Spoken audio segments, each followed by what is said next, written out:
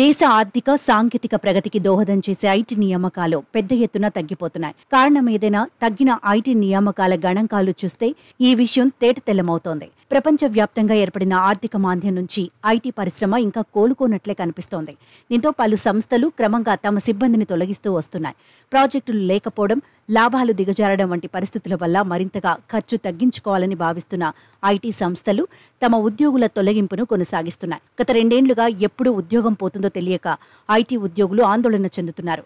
ప్రతి గంటకు 23 మంది టెకీలు లేక అంతకు మించి ఉద్యోగాలు కోల్పోతున్నట్టు పలు నివేదికలు తెలియచేయడం పరిస్థితి తీవ్రతకు అద్దం పడుతోంది. ప్రస్తుతం అత్యధిక ఉద్యోగాలు ప్రమాదంలో పడిన రంగం ఏదైనా ఉందంటే అది సాఫ్ట్వేరే.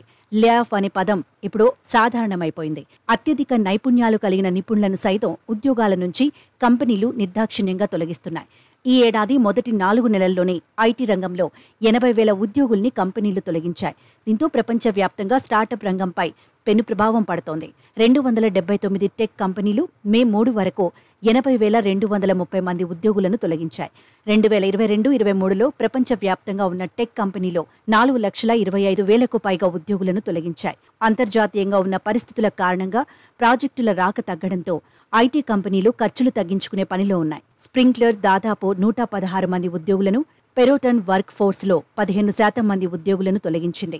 గూగుల్ దాదాపు 200 మంది ఉద్యోగులను తొలగించింది. ఈ విషయంలో టెస్లా కూడా తీసిపోలేదు. టెస్లా 14,000 మంది ఉద్యోగులను తీసివేసింది. రానున్న రోజుల్లో లక్షల సంఖ్యలో ఉద్యోగాలు పోతాయని అంతర్జాతీయ సంస్థలు స్పష్టం చేస్తున్నాయి. ఈ వరుస నివేదికల నేపథ్యంలో ఐటీ ఉద్యోగుల్లో మరింత భయం పెరిగిపోతోంది.